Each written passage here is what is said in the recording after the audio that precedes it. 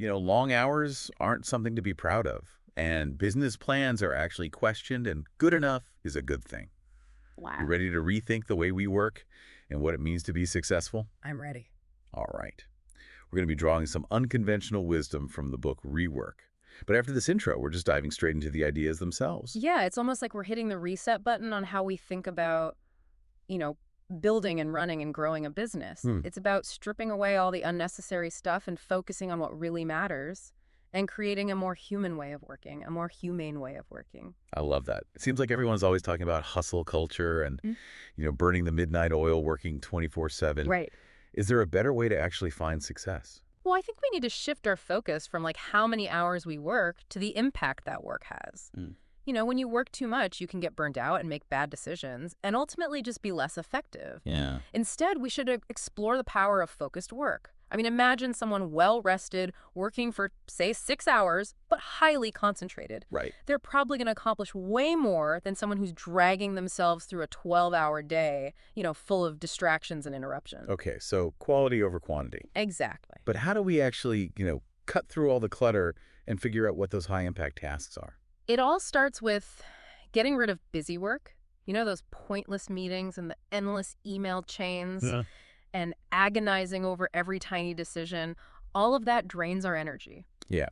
So for every task, you should ask yourself, is this really necessary? Can it be delegated or automated? Or can we just get rid of it altogether? It's like giving yourself permission to just say no to the things that aren't really moving you forward. Exactly. And while we're talking about decisions, don't let perfection be the enemy of progress. Hmm. Make decisions quickly with the information you have right now. You can always adjust things later. But waiting for the perfect conditions can really paralyze you. I can definitely see how chasing perfection could really just slow things down. For sure. And this brings us to something that almost seems counterintuitive, the idea of starting small and launching fast. Yes. It's like a ready, fire, aim approach almost, Right. which seems to go against a lot of the traditional business advice out there. Right. The traditional model is all about having elaborate business plans and a perfect product right out of the gate and getting tons of investment up front.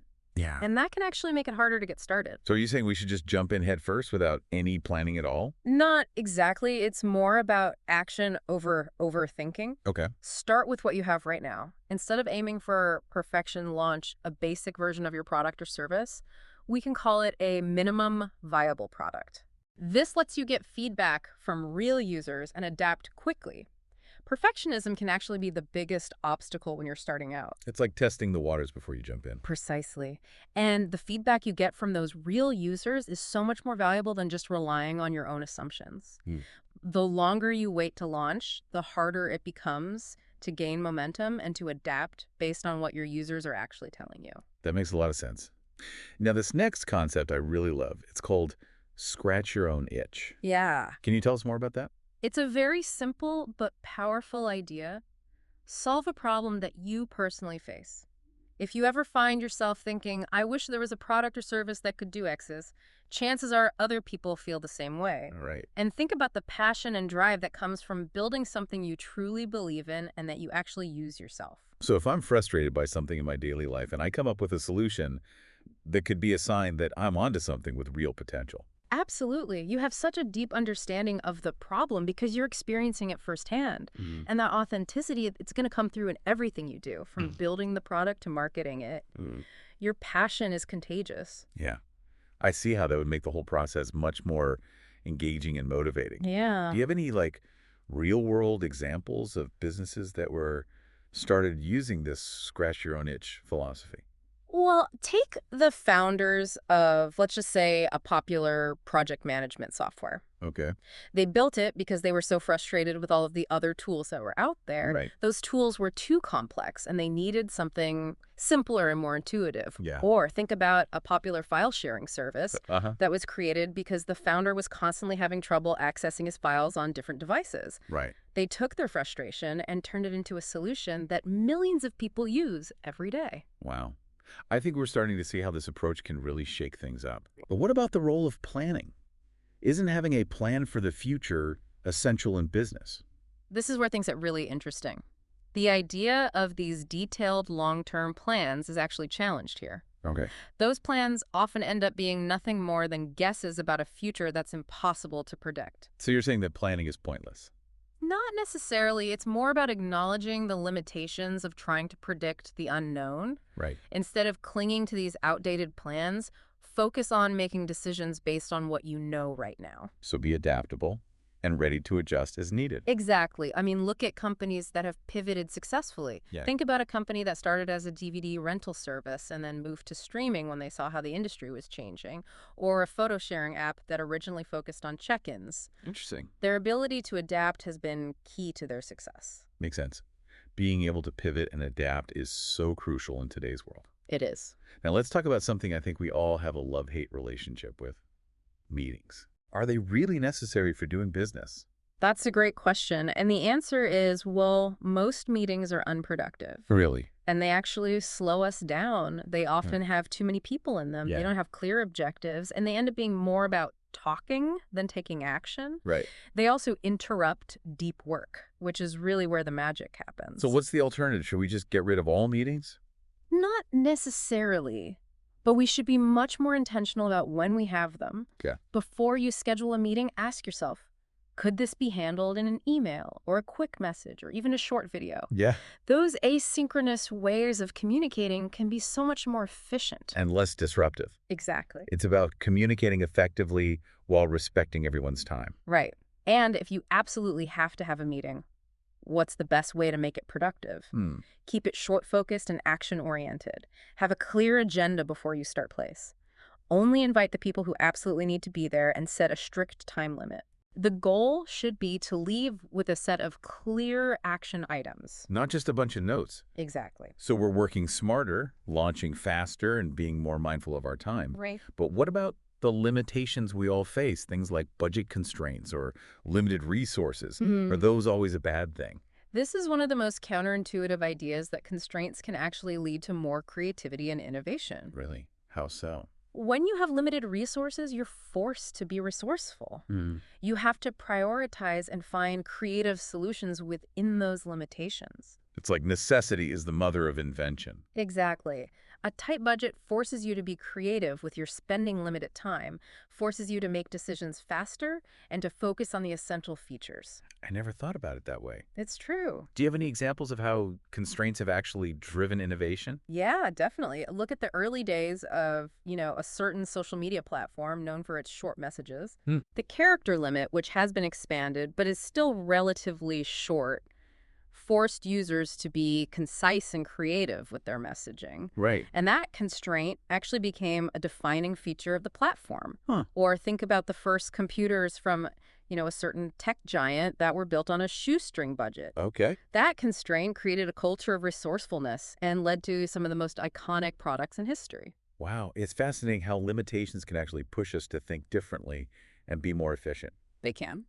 All right, let's move on to the world of marketing. Yes, let's do it. How can we spread the word about our product or service in a way that's effective but maybe a little less traditional? The key here is to think of marketing as teaching, not just selling. Teaching. Yeah. So we should be thinking like educators rather than salespeople. Exactly.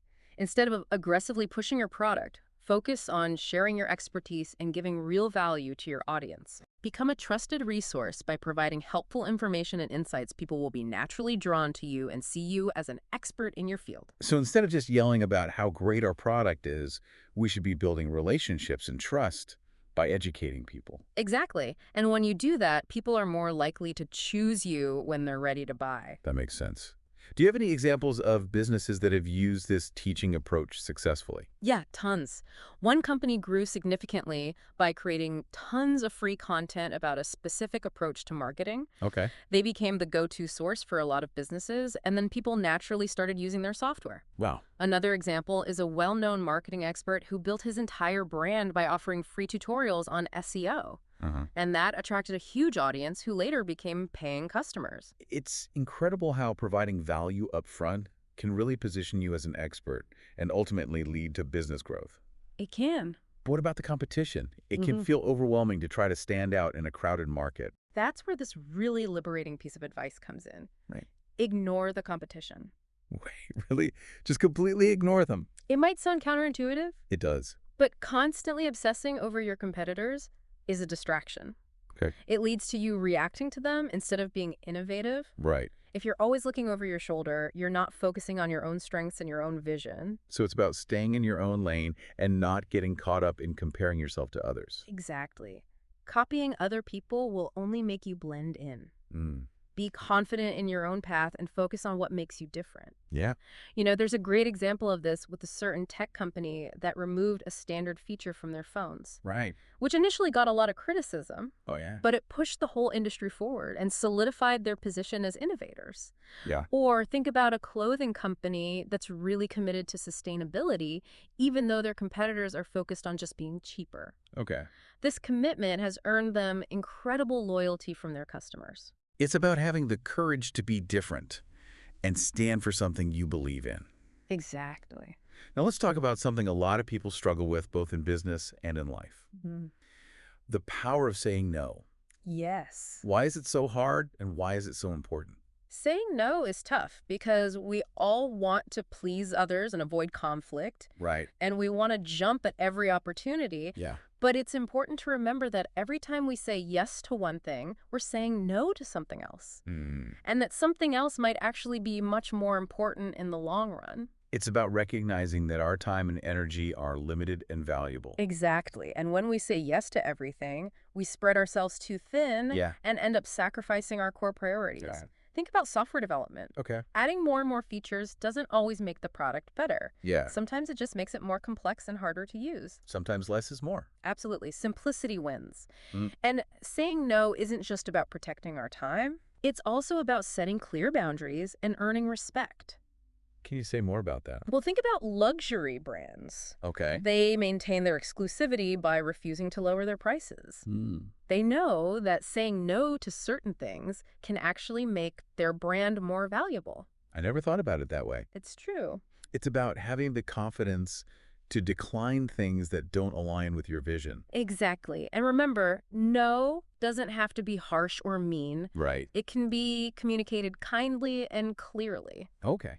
Just explain your reasoning and maybe offer alternative solutions if you can. That makes sense. It's about being strategic with your choices and your energy. Right. And speaking of energy, Yeah, we live in a world that's obsessed with growth. it is. How do we build a successful business without constantly chasing bigger and bigger numbers? That's a great point. I mean, it seems like everyone's always talking about scaling up and growing as fast as possible, Right. but maybe there's a different way. Yeah. One of the core concepts here is that you should prioritize profits over growth. Profits over growth. Yeah.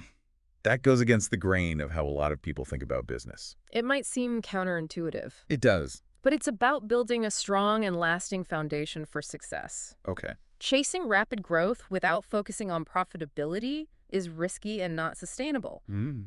It often leads to complexity, burnout, and even financial problems down the road. So it's about building a healthy and profitable business, even if it means staying smaller for a while. Exactly. A smaller, profitable business is often stronger and more resilient than a large one that's always struggling to stay afloat. That's a really interesting perspective. It's about building something that will last. It is. But what about when it comes to building a team? Isn't a bigger team always better? Well, here's another area where conventional wisdom is challenged.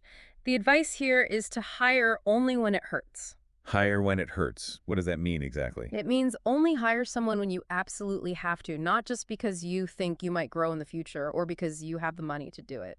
Before you hire someone, see if you can automate tasks or increase efficiency or redistribute work among your existing team. So really exhaust all your other options first. Exactly. Hiring should be a last resort, not the first thing you do. Yeah. Remember, a small, focused team is often way more effective than a large, unfocused one. I'm starting to see a pattern here.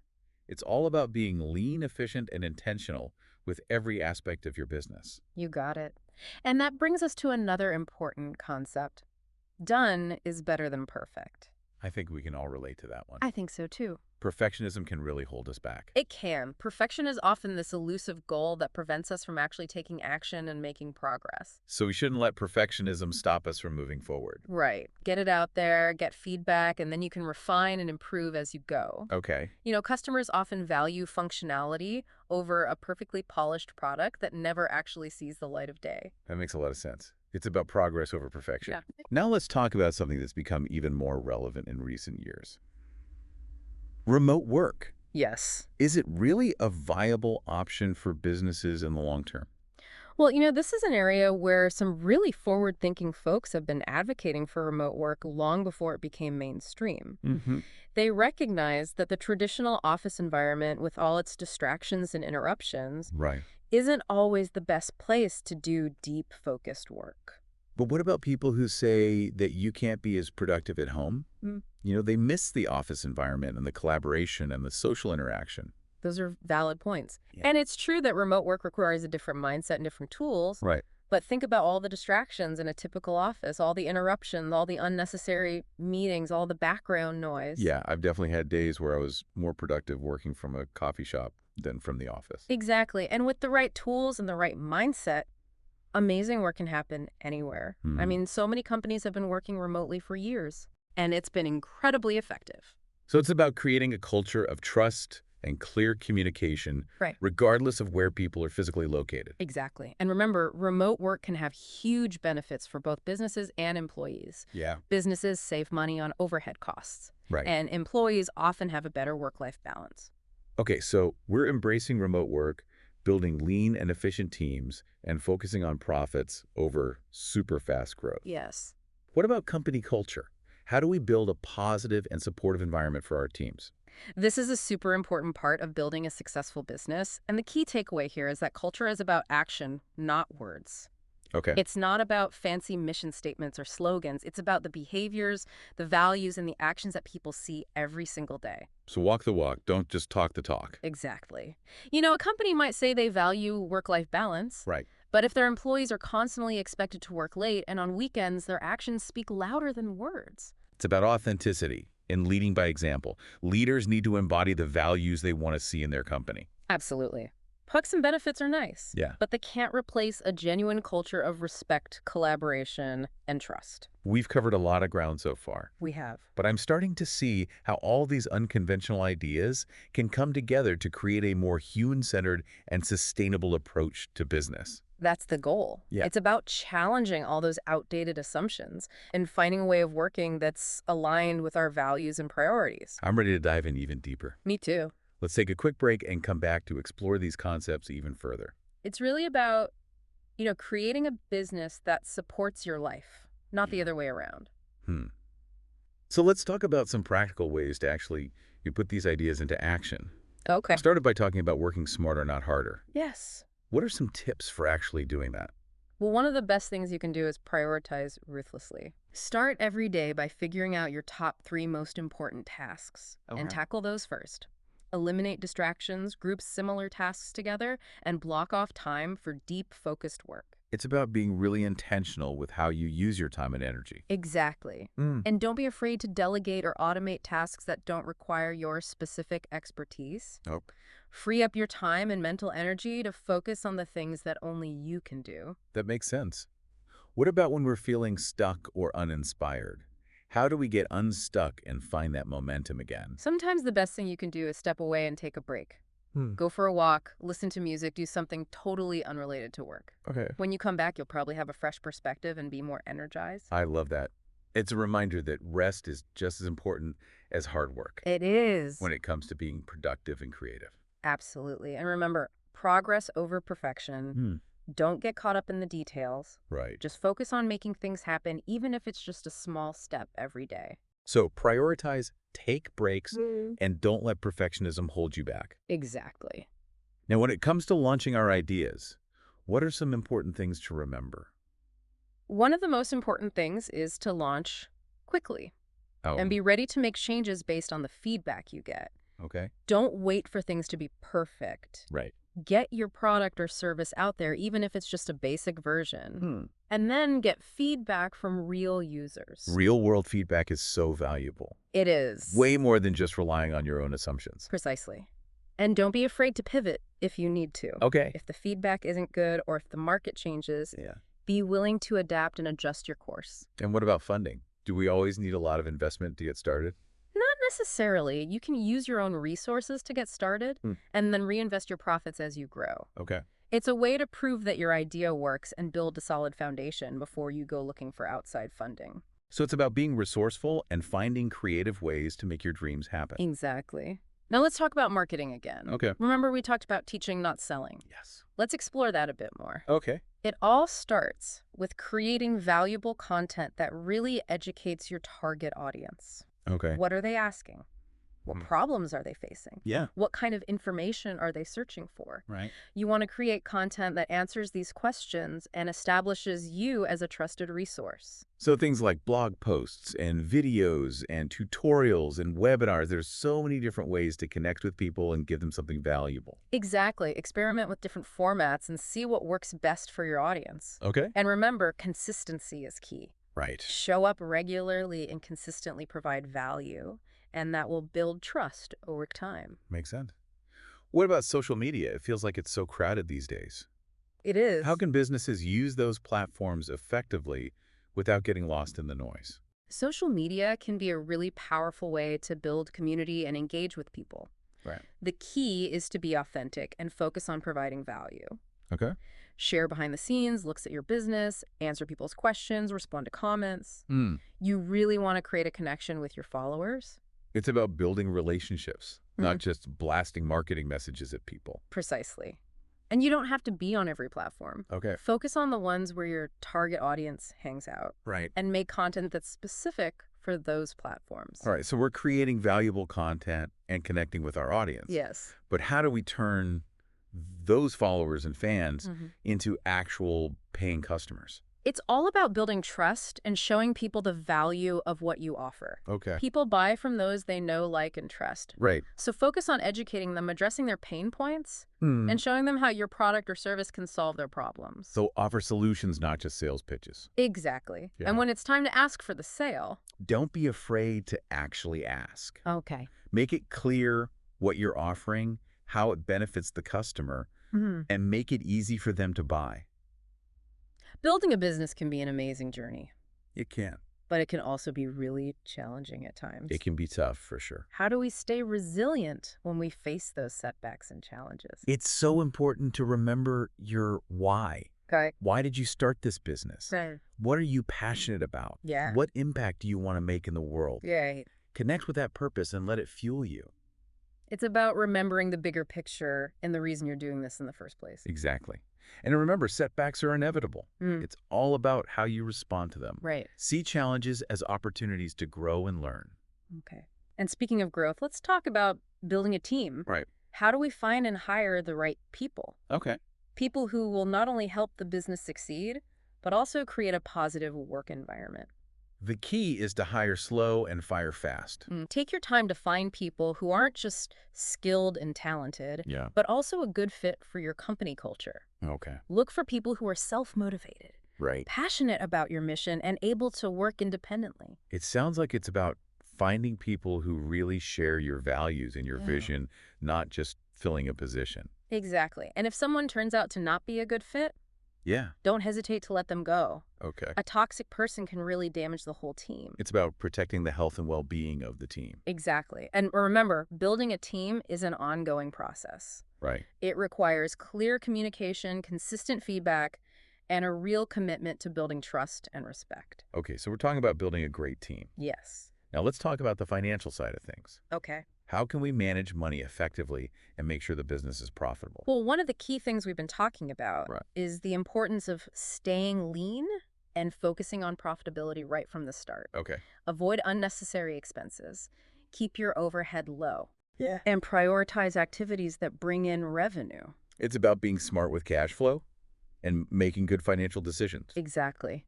Profit is what keeps a business alive. It allows you to reinvest in growth, weather any storms that come your way, Right. and build a solid future for your company. So we're managing money, well, building a profitable business and putting together a strong team. Yes. How do we stay ahead of the game in a world that's constantly changing? How do we keep innovating? Embrace constraints. Okay. Instead of seeing limitations as obstacles, think of them as opportunities to be creative.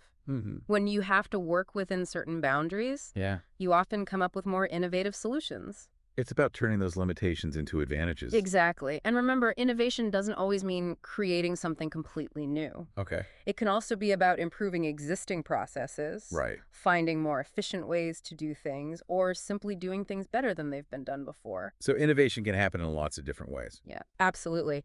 And the best way to stay ahead of the curve Mm-hmm. is to constantly be learning and experimenting. Okay. Don't be afraid to question what you think you know and try new things. All right, so we're learning, we're experimenting, we're embracing change. Yes. But in a world that's always demanding our attention, Right. how do we avoid burnout and stay focused and energized? That's such an important question. It is. It's about protecting your time and energy. Okay. Learn to say no to things that aren't your top priority.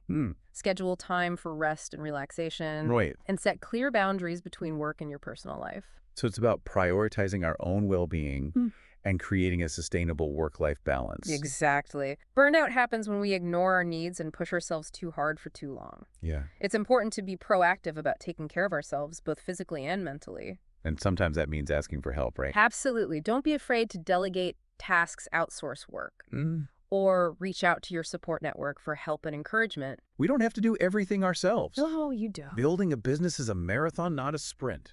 Exactly. Pace yourself. Celebrate your wins. And don't be afraid to take breaks. Okay. This is about building a business that supports your well-being. This has been so insightful. Good. I'm already feeling inspired to put these ideas into practice, That's great. both in my work and my personal life. Yeah, it really is a journey, isn't it? It is. It's about finding that balance where you know your work gives you energy instead of draining it. I love that. So as we wrap up our deep dive into these unconventional business lessons, what are some of the key things that our listeners can start applying today? Well, I think one of the most important things is to question everything. Okay. Don't just blindly follow traditional business advice because that's how it's always been done. You know, challenge those assumptions, experiment a little, and find what works for you and your unique vision. It's about blazing your own trail and not being afraid to do things differently. Exactly. And always remember the power of simplicity. Get rid of all the unnecessary stuff. Focus on what really matters and create a business that's both profitable and personally rewarding. It's about building a business that reflects your values and brings you joy. Absolutely. And, you know, success isn't just about making money. Right. It's about making a positive impact, creating something meaningful, and living a life that's true to yourself. This has been such an amazing conversation. It has been fun. I feel like my whole perspective on work and success has been completely shifted. I'm so glad to hear that. Remember, these are just ideas to get you started. Yeah. Take what resonates with you, play around with it, and find your own unique path to building a business that you love. It's all about the journey It is. and, constantly evolving and growing. Exactly. Well, thank you so much for joining us on this deep dive. It was my pleasure. And to all our listeners out there, keep questioning, keep experimenting, and keep pushing the boundaries. We'll see you next time.